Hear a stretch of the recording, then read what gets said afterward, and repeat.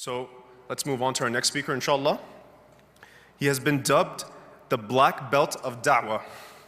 With decades of experience in the Da'wah scene, he combines his groundbreaking teaching style with his own dash of humor, certain to leave students feel at ease and entertained, but above all else, skilled and empowered. He is known best for his workshop, How to Give Shahada in 10 Minutes, a 6-hour workshop designed to empower Muslims in the art of da'wah. His lectures and online videos have also gained popular fame and positive impact among Muslims and non-Muslims alike. Educated at the hands of numerous prominent Islamic scholars from across the world, he also has dynamic experience in the secular world. His focus will be on the topic of bullying. More specifically, how to respond proactively to criticism as a Muslim. Please help me in welcoming the very witty, the very funny Sheikh Kamal El Mekki. آمنت بالله وملائكته وكتبه ورسله واليوم الآخر والقدر خيره وشره من الله والبعث بعد الموت لا إله إلا. Thank you very much. بسم الله الرحمن الرحيم الحمد لله رب العالمين والصلاة والسلام على رسوله الأمين وعلى آله وصحبه أجمعين أما بعد. Let's start things off a little awkward, shall we? I was asked to make an awkward announcement. This announcement is a request from the sisters, actually. And I guess I'm the right person to make this announcement anyways. So the sisters are requesting that brothers lower their gaze a little bit better during this conference. Now I understand the situation. Some people are here for different intentions. A lot of single brothers trying to get married and stuff. These are the brothers that I call, they're at their peak performance. Because you know when you get engaged, you're allowed to peek at the woman, right? So the brother's peeking over here, and he's peeking over there, and he's peeking, they're at their peak performance. So tone it down, and this is the request from the sisters. Jazakumullah khairan. Okay. So the lecture is entitled The Comeback, and it's about bullying. And the organizers of this conference, they wanted different things from this lecture. Some specifically wanted me to deal with school bullying, and others wanted bullying on a larger scale, like when you bully a minority or an ethnicity or a religious group. And inshallah Azza wa Jal, we can satisfy both groups, because both types of bullying, they have some common underlying traits.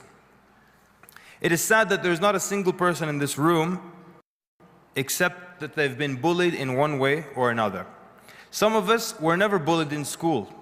And it's sad that after becoming grown men and women, adults, then other adults want to bully us. Now isn't that sad? So domestic abuse, when it comes to women, that's a form of bullying. If you've been harassed at the airport for being a Muslim, you've been bullied because you're Muslim. In the United States, this is very common. And the problem is we accept it. So we're always pulled aside for random security checks. Sometimes, like if I travel a lot, I'll get 3 random checks in one day. Now, they can't all be random. I mean, just, khalas, don't insult my intelligence. Just call them Muslim checks, right? No, it's fine with me. Just don't lie to me, you know? So, that's a form of bullying. Muslim women, they're bullied by Muslim men. True or false? Women in general are bullied by men. Women in the West in general, they're bullied by men in many, many different ways. So much so that they're made to believe that they're inferior to the man. So if a woman does something one way, and if a man does something in another way, whether it's communication or dealing with issues, or emotional versus not emotional, if a man deals with something one way and a woman deals with it differently, they immediately assume that the man's way is better. And this is very sad, and this has even crept into the minds of Muslim women as well. So if the man does something, that means that's probably the better way. Why can't we do what the man does? Type. Who said that the man is a role model for women? Wallahi, there's no such thing. Yani for Muslim women, you have other great Muslim women as your role models. Who said that the male today is your role model? Absolutely nobody. But society gets you to believe that. So you want to do things like the man, the way the man does it. And this has manifested into different forms of movements. Some of these movements have made it so that basically life is a war between men and women. It's a battle of the sexes. And sisters, I'm here to tell you right now, there is no war between men and women. We won. That was a joke. See, some people are not happy about that. So the truth is, yes, there is no war between men and women. So a Muslim woman will come and ask you, why can't a woman marry four in Islam? It's a very shameful question, very disgusting question. Are you serious? You want to know that? So you assume because the man can do it, you have to be able to do it? Yeah, but for you, it's insulting in this case. So you don't have to ask a question like that. If you took 1 minute to think about it, so you want to cook and clean for 4 men, have children for 4 men, what is, it's not a respectable or honorable position whatsoever. So why do women pray in the back of the masjid and men pray in the front? Who on earth told you that it's degrading to pray in the back? I want to meet this guy. Who made this rule? Who put this into your minds that if you pray in the back it's degrading? Many masajid you find this an issue. Why should we be in the back? Use your brain now. You want to be in the front? Yeah, how much khushu' will be from the men now? They'll be fighting to get in the front row. Yes, brothers? Brothers will be beyond their peak performance. Everybody wants to be in the front row. Brothers, there's not enough room in the front. No, inshallah, no, tighten the rows. The Nabi Sallallahu Alaihi Wasallam said, tighten the rows. Aren't you sweet? So who put this idea into our heads that the man, whatever the man does is superior to the woman? Why can't the Muslim woman give a khutbah? Would that make you a better person? So if Muslim woman can give khutbah, why isn't there a female prophet ever sent? First of all, just a little bit of logical thought, you'll see why. It's clear. But if right now, 2,000 years ago, there had been a female prophet, would you be a better person sitting here right now? Are you any less of a great person right now? Are you less honored right now sitting here because there wasn't a prophet that was a female 2,000 years ago? No. But who puts these ideas into our head? Bullying, that's what it is, a different form of bullying. It's not just about taking your lunch money and stuffing you in a locker. No, they've virtually taken our lunch money and virtually stuffed us into a locker. So the easiest way to bully people is to reevaluate how they see themselves. That's the easiest way to bully people. That's why women who suffer from domestic abuse, it takes them about 12 to 18 years to finally get out of the relationship. 12 to 18 years? I know what we think. We think that the minute the woman is struck the first time, she takes her things, she leaves. That's what we would all like. But it takes them from 12 to 18 years. They remain in an abusive relationship. If it's verbally abusive or if it's physically abusive. 12 to 18 years? Yes. Because a lot of times they've been destroyed verbally. The man destroys them and he gets them to accept that position. They tell you that when they talk to a lot of women who are in these abusive relationships, the woman blames herself when the man hits her. It was my fault, I didn't prepare the food in time. No, it's not your fault, but this is bullying. And in America, and I can pick on America, we'll leave Canada alone. In America, we have a history of bullying minorities, bullying ethnicities, bullying different groups of people. This is the history of America. There's always got to be a group that we're bullying, that we're harassing or manhandling in one way or another. So, beginning with the Native Americans, so we came, and the people came into their land and kept pushing them further and further west, and they put them on reservations. Even though the Native Americans are very peaceful people, and they're one with nature and with the animals, but they portrayed them as savages and referred to them as savages. And then treated them in a very savage way. But they're the savages, right? Then women, they had a tough time as well in America. And it was only until 1920 that women were allowed to vote. And just for your information, Yani, the Native Americans, it wasn't until 1924. And in some states until 1954. How recent is that? They were not allowed to vote. In the UK, 1928, women were allowed to vote. In New Zealand, it was 1893, 1902 in Australia. And just all of them are just recent, not a long time ago. So domestic abuse, like we said, that's a way of bullying women. And the numbers are incredible. So in the United States, every 15 seconds, a woman is beaten by her husband in America. Every 15 seconds. Since we've started this lecture, Allah knows how many women were beaten by their husbands. And these are problems. These are major, major issues. So we have these problems still in America right now. Bullying still goes on in America right now. Then came the African Americans, and they were brought into the Americas as early as the 1600s. And just recently, and they were still told to sit in the back of the bus, still mistreated. And until today, of course, racism exists in one form or another.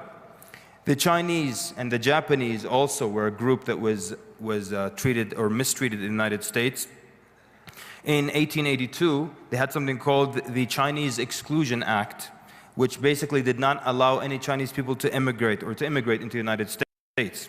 And it's interesting that the Chinese have been in America for a very long time. Just between 1854 and 1882, there were about 300,000 Chinese men and women that came and immigrated to America. And part of that was part of the gold rush, the building the transcontinental railroad, and so on and so forth. So some of them have been there since the 1850s. And today, a descendant of that person might be asked by a white person, "Well, you speak English very well. Where are you from?" Maybe this guy has German descent. His ancestors just came 50, 60 years ago to the United States. And this person, his ancestors have been there for 100 years, but he'll come and ask him, "You know, you speak very good English. When did you come to America?" Yeah? Maybe my ancestors came 60 years before yours, and you have the audacity to ask me where I'm from. And in 1941, the Japanese, they were basically gathered up for their own safety, and they were put in camps, basically. And it took the government 50 years to apologize. 50 years later, they apologized to them. So this is the history of America. There's always a group that's bullied. And now, of course, the new group that will be bullied would be the Muslims, right? So one of the civil rights leaders in America, he said, the Muslims are now the new Negroes. So congratulations to all of you. You are now all Negroes. Have fun. I took a course one time in media criticism, which is kind of like my field of study. And the professor was saying, if you look at Hollywood movies up to like a recent date, the bad guys always had what kind of accent in Hollywood movies before 9/11? German accents, right? And Russian accents. It's always a Russian or a German bad guy. Even if they're not Russian or German, they have that type of accent. And so many movies, if you think in your mind, have the bad guy speaks with a German accent or a Russian accent. Now, then the professor says, now notice from this point onwards, because this was after 9/11. He said, notice from this point onwards, bad guys will have an Arab accent. How many movies now, the bad guy is an Arab? Well, one time I'm just sitting in the living room working on my laptop, and the television was on. Someone else was watching TV, and there was a shootout happening. And from behind the wall, the guy shooting was speaking to the agent. And they were negotiating like his basically surrender agreement. So basically, the guy had an Arab accent. So I looked up to see if this is an Arab, and it was an African. He was an African, but they gave him a Middle Eastern accent, because now the Arab is the new bad guy. So the way now is to beat the Muslim into submission. So they don't open their mouth, and they accept being bullied. And they don't stand up for their civil rights. So they want to change the way we see ourselves. And speaking of accents, by the way, I'll tell you an interesting story. After 9/11, like immediately after 9/11, I was working at this building, office building in Washington, D.C. And you know, the Pentagon got hit, and it's not far from Washington, D.C.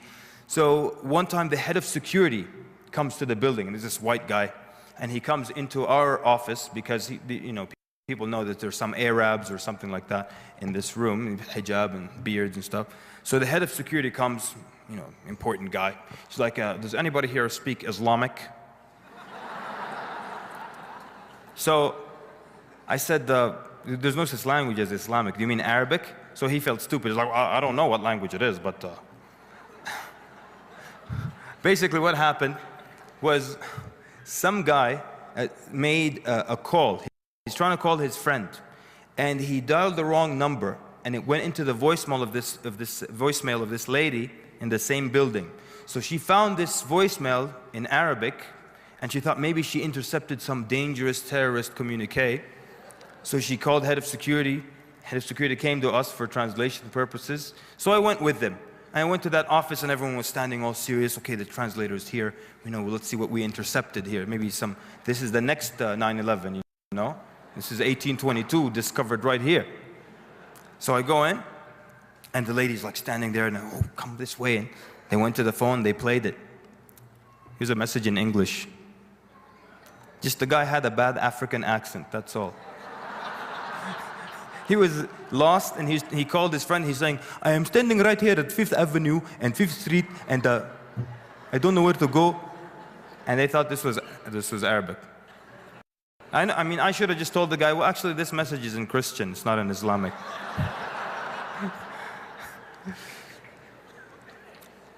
So, word association. I'm going to say a word, and you tell me which religion or belief system immediately comes to your head. So if I say meditation, okay, Buddhism, you think of something Far Eastern, right? If I say love, Christianity immediately comes into your head. And if I say terrorism, it's painful, isn't it? It hurts, right? It hurts that we're Muslims and we know there is no terrorism in Islam. We know it's a religion of peace, but when someone says terrorism, we think immediately Islam. So who put that association in our minds? You know the answer, right? So, and it's strange that we have love in Islam. It's not like some other religion hijacked love and we were just left with hate and killing. And we have love. Allah subhanahu wa ta'ala is al-muhib, the loving. He's al-wadud also, the loving. Allah subhanahu wa ta'ala loves, yeah? But we don't even talk about that anymore. Over every khutbah, tough stuff. The minute you start speaking about caring for people, people think, well, he's gone soft, I think. Is he okay? Yeah, you give a lecture, you talk about caring. Are we not supposed to care for people, Muslims? We have a responsibility. We have a message to give to people. What drives us to give that message? We care for people. We can hate kufr, but we can care for people. The minute you say that, I think he's gone soft. I think he's gone soft. Something happened to him. He's changing. The minute you say that, no, this is part of our religion. The Prophet ﷺ cared for people so much that the grief almost killed him. That's what Allah tells him in Surah Al-Kahf, verse 6. Allah subhanahu wa ta'ala says, فَلَعَلَّكَ بَاخِعٌ نَفْسَكَ عَلَىٰ آثَارِهِمْ إِن لَمْ يُؤْمِنُوا بِهَذِا الْحَدِيثِ أَسَفًا. Perhaps you would kill yourself in grief over their footsteps. They're turning away. What does it mean? Turning away from you, not accepting this message. You're going to kill yourself with the grief that you feel when they turn away from you. Prophet ﷺ cared so much. He was offered to crush Mecca between the two mountains. He refused. Why? Because he cared. If he didn't care, he would say, crush them. I know what I would have said. Yeah? I'd be like, crush them, and please do that thing you did to the people of Lut. Pick them up and bring them down again. Let's have some rain, some hail, some hell rain down on them. Let's do some of that, please. Jazakallah khair. I want to watch all this from the mountaintop. Prophet ﷺ cared, that's why. And we talk about caring like what happened to this guy. La, it's part of our religion to care. Okay. So, we've accepted the idea. So when we're searched at the airport, we accept it. And we just complain about it, But, we accept the idea that we should be searched. Well, people who were behind 9/11, they kind of look like me. They were from my religion. So it makes sense if they want to search me. I accept it. You know what? I don't accept it. I actually went to a lawyer. And you know what he told me? He told me to accept it. Wallahi. And I went to a lawyer and said, look, I don't accept this. And he says, no, basically after a long-winded conversation, he said, you have to accept it. I said, I don't want to hear that from you, that I have to accept it. And he began by saying, just so you know, I know you're coming to me for help with this issue of being harassed at the airports, but I also get stopped for many, many hours when I come into the United States, and I know you don't want to hear that. Like, yeah, you're right, I don't want to hear that. I'm hoping you can help with this problem. You're telling me you have the same problem, and then tell me accept it? Okay. So, and this is how we're supposed to be. We're supposed to apologize, apologize for everything. 9/11, everybody wanted Muslims to apologize. And most Islamic websites haven't had an apology on their website. Most masajid had an apology on their website. You know something? I've never apologized for 9/11, and I'm never going to apologize for 9/11. Why on earth should I apologize? Was I on the airplane or something? Was I flying one of them? Why should I apologize? We've been beaten into submission.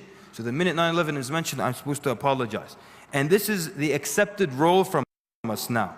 So if that's how you want to play this game, you want me to apologize, I'm expecting thousands of apologies from you for what you did to my people. Thousands of apologies. You want me to apologize? I didn't do anything so I could apologize. You know something? When the incident of the Danish cartoons came out, people are so used to Muslims apologizing that they wanted me to apologize for the violence. So we had a lecture, it was me and another speaker. The other speaker basically was being apologetic, and I refused to apologize. And the audience was angered, like they want that guy to apologize. Why isn't he apologizing for this? I said, I'm not apologizing. You want a peaceful life? Don't provoke me. Don't insult me. I can't be responsible for how people react, but people just couldn't take that because they want the apology from the Muslim now. Bend down, they'll beat you on the head. So I'm supposed to feel inferior now. I'm supposed to conform. I'm supposed to listen to what I'm told, melt into the pot. Sure, if I was like you, I would melt into the pot. If I didn't have Islam, I would melt into the pot. But I can never feel inferior to you because I have izzah. Izzah is the feeling of dignity and honor that Allah subhanahu wa ta'ala made us Muslims. How can you expect me to lower myself, lower my head? How can you expect me to apologize? Allah honored me with this great religion. Just this phrase, La ilaha illallah, you say it and you will never spend eternity in the hellfire, inshallah. Never. How can someone who is never destined to spend eternity in the hellfire, inshallah, apologize and want to be like people that he knows collectively will spend eternity in the hellfire? It just doesn't make any sense. So I'm not the one who's supposed to conform. I have a responsibility. You know, I have my Prophet ﷺ who informed me of everything that will take me to paradise. And he warned me of everything that will take people to the hellfire. So Allah subhanahu wa ta'ala put me on this earth to guide you. You're telling me I should conform. You're telling me I should apologize. You're telling me I should be beaten into submission and do what I'm told. I'm put on this earth to guide you. And by that I mean the Muslims, right?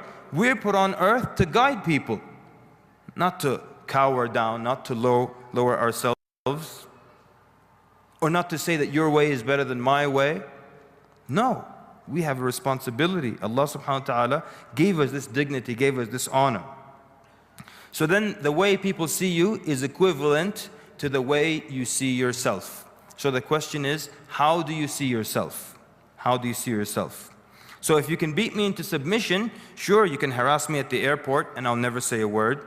You can arrest our leaders, our scholars, our imams, you can arrest our youth and we'll be quiet. And that's what's happening today. People are being framed and the masajid would not do anything. They would not try to help with their funds. They would not even try to help the families of these people who are framed. Young man is arrested. He's got a wife and child. Nobody cares. No one even wants to come near them. They're radioactive all of a sudden. Why? Whatever happened to the fact that you're innocent or presumed innocent until proven guilty?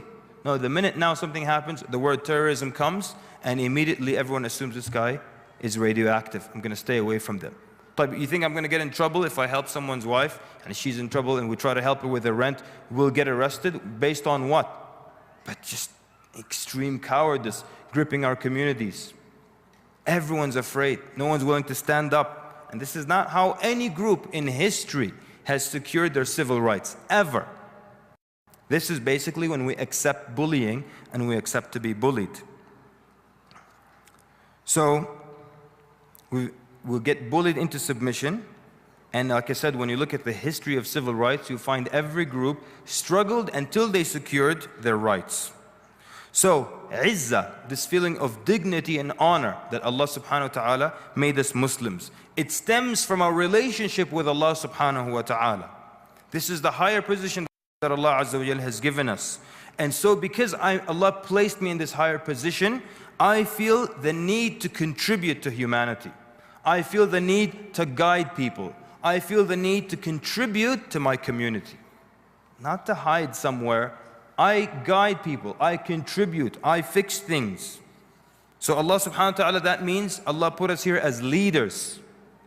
Not as bullies and not as people to be bullied, as leaders to guide humanity. Allah subhanahu wa ta'ala says in Surah Al-Imran, كنتم خير أمة أخرجت للناس تأمرون بالمعروف وتنهون عن المنكر وتؤمنون بالله. Allah subhanahu wa ta'ala says, you are the best nation that was put forth للناس. And we all know what it means when Allah says للناس. For humanity, for people, Muslims and non-Muslims. You are the best nation put forth for everybody, for Muslims and for non-Muslims. This is the best nation ever. And it's good for everybody. Why? Because you enjoin what is good and you forbid what is evil. And you believe in Allah Azza wa Jal. You know, there's a very famous speaker, I'm not going to mention their name, but he actually travels the world and he tells Muslims, it's not, you know, if you live in the West, if you live in Europe, it's not your job to forbid what is evil. Don't. This is their country. If they want to get drunk, let them get drunk. If they want to shoot up on heroin, they should do that. Don't come and give them Islamic laws and try to forbid what's evil in their own country.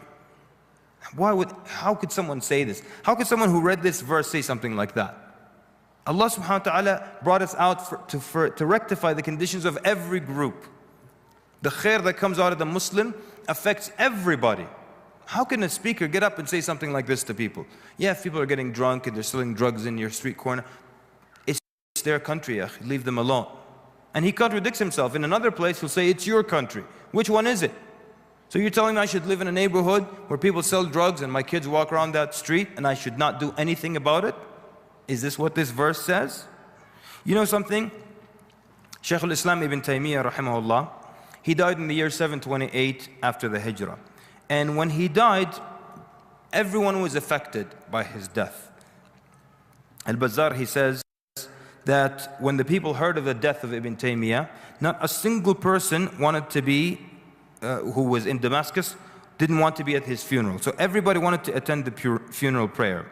So the markets closed down and there were no financial transactions, businesses closed, everything closed. One man died, everything closed.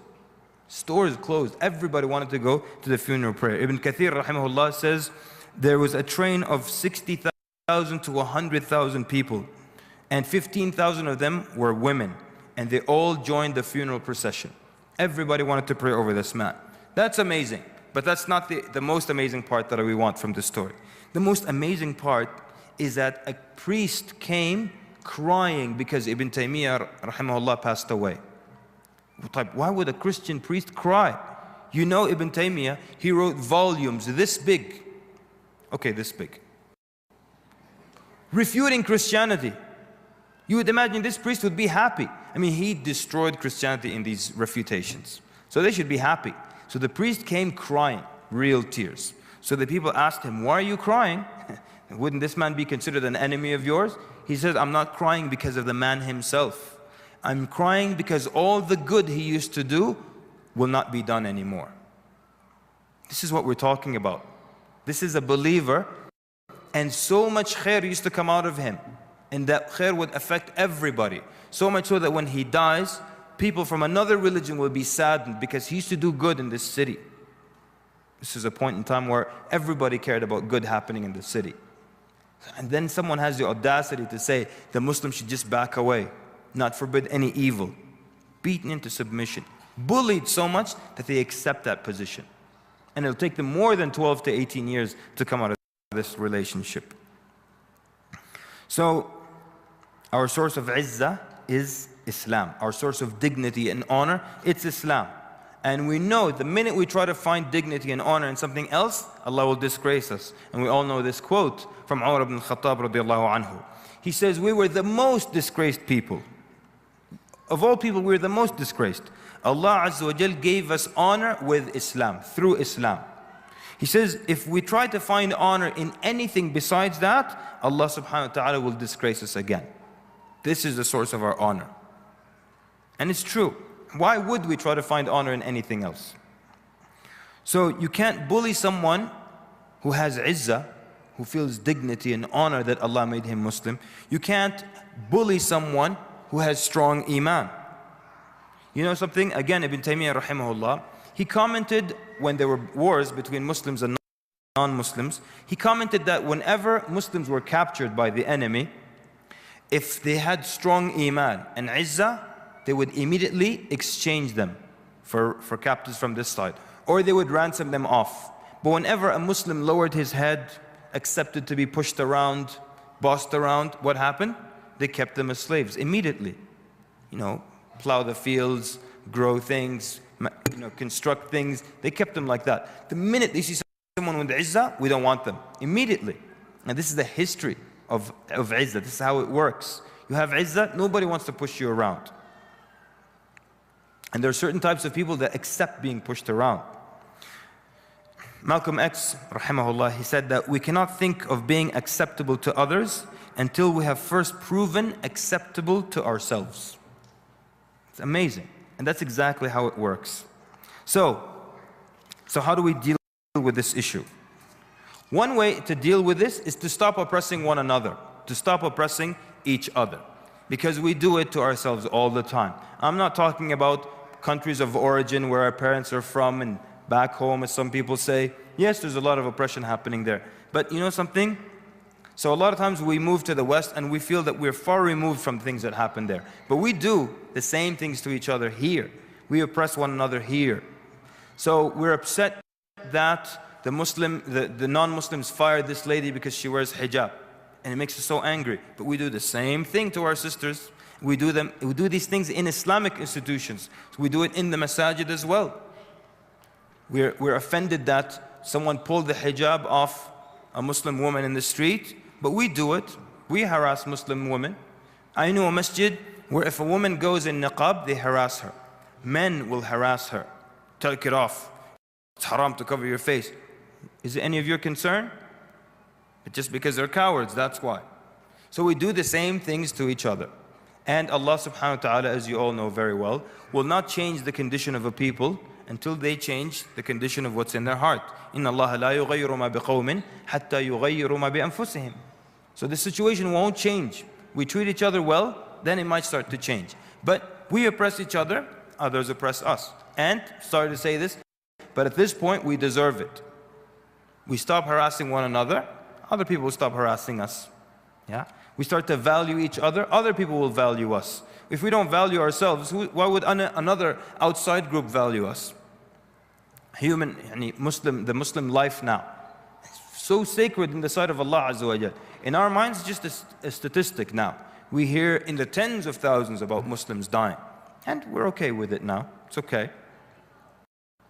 So, we're saying that we do this to ourselves with madhahib, he's from that madhab, I'm from this madhab, with ethnicities, even within the same country, the tribes, he's from this tribe, I'm from the other tribe, the better one, and so on and so forth. And with niqab and hijab, niqabis give dirty looks to hijabis, hijabis give dirty looks to non-hijabis. We do this all the time. So once we rectify that condition, then other things will start to change. So if we oppress each other, and the other outside groups will want to oppress us. The second thing, it's interesting that Nabi sallallahu alayhi wasallam, the Quraysh, they came with many different ways and measures to basically disrupt his da'wah. And it's amazing when you read about the things they used to do to the Prophet sallallahu. This is the amazing part, is that never ever does he turn around once and say, could you leave me alone for a minute, please?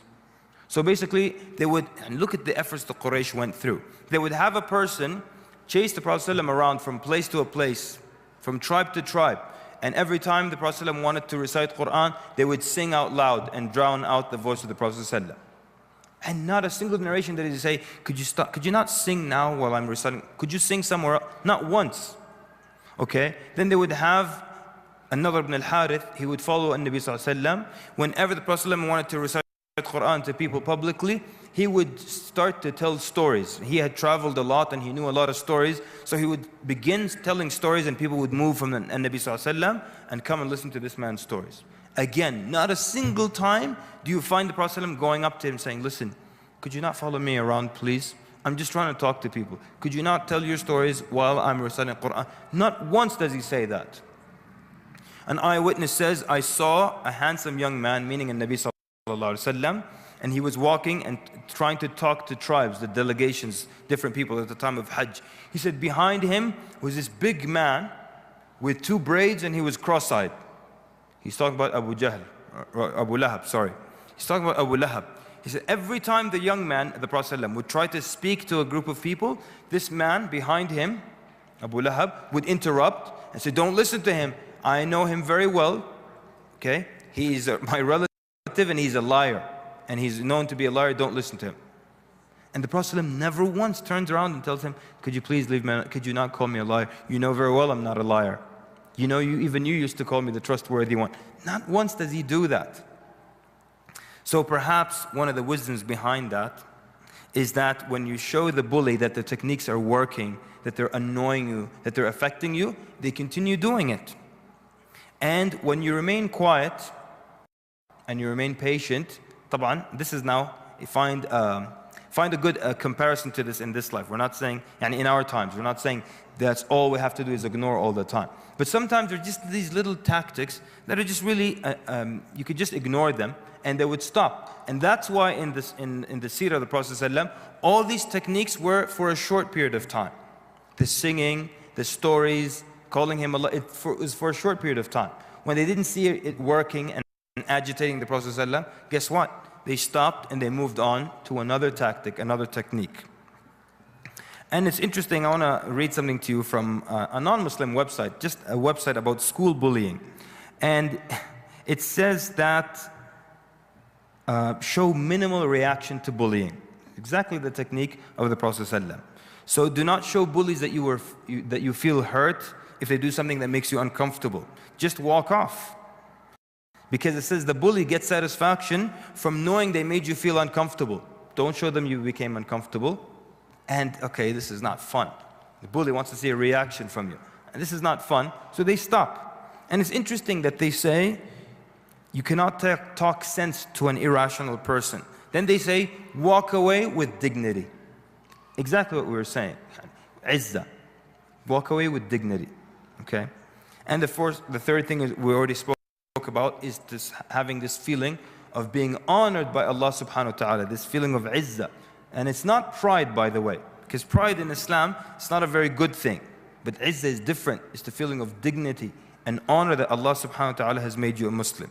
So sometimes, even if you're weak, you show strength and you show signs of strength, even if you're weak. And you surprise that oppressor, you surprise that bully. True story, there was this old lady, this is in America. It's not a Muslim or anything, just this old lady, and she lived in a very dangerous neighborhood. And a lot of old ladies were mugged constantly. Young men come and grab their wallet and put a knife to their head or whatever and take a wallet from them. So she says, I was walking down the street, and it was like a dark street at night, and I saw a young man who's kind of hiding in the front there in an alleyway, and I just knew he was going to mug me. She had been mugged before. She knew what it looked like. So this young man had a hoodie, covered everything, concealed his identity and everything, and he's waiting for her. She could see that he's just waiting for her. When she gets close, he's going to jump up and grab her handbag from her. So she said, I knew it, and I prepared for him. And she said, when I got really close, I could see him physically preparing now to jump at me. She said, when I got really close, just before he jumped at me, I looked him dead in the eye, and she said, hey, don't I know your mother? And he immediately jumped back. Now it's different. Now maybe I'm mugging auntie or something now. A friend of my mother, maybe she changed my diaper or something. Now I'm going to mug her like that. So she just looked him right in the eye. She said, hey, don't I know your mother? And he was taken aback. I don't know. He just walked away. Sometimes even a weak person can do something strong and show that they're not going to be pushed around, and they won't be pushed around. And you know something? In the last 2 minutes, like sometimes some governments, they will purposely test to see how much they can push around the Muslims. This happened, maybe about 10 or 15 years ago, and I'm not going to mention the country, but they purposely put an insult in the newspaper. Actually, this happened in 2 countries about the same time. They purposely put an insult in the newspaper about the Prophet ﷺ. So they put this insult to see next day how will people react to this insult. If people get angry and they start to write and complain and become vocal, then they know that Islam is still strong in the hearts of these people, and we can't bully them about, not yet. We can't push them around. And if nobody says a single word, these people are ready. We can push them around, we can do whatever we want with them. And going back to civil rights, the same thing was done in the United States. So in the beginning, after 9/11, the government didn't know how far they could go bullying the Muslims. So they did a series of tests. First, they shut down one of the largest Islamic relief organizations. And when they shut it down, they waited and watched. And few people opened their mouth. So they said, that's the green light. We can shut down anyone we want. And they shut down so many, one after the other after that. Then they arrested one of the Muslim leaders, civil rights leaders, let's say, and they waited to see if the community will react. And nobody said a word. What was that to them? The green light. We can bully these people now. And after that, they put leader after leader, sheikh after sheikh in jail. And so on and so forth. So, people bully you, you accept it, and it's going to be a spiral, just never ending. It's going to continue. And you stand up and you feel the dignity that Allah subhanahu wa ta'ala made you Muslims. I'm here to guide you. How am I going to allow you to push me around? So with that then, we've come 55 seconds to the conclusion of the talk. Jazakumullahu khairan for your attentive listening. Wa sallallahu wa barak ala Muhammad wa ala alihi wa sahbihi ajma'in. Wassalamu alaikum wa rahmatullahi wa barakatuh.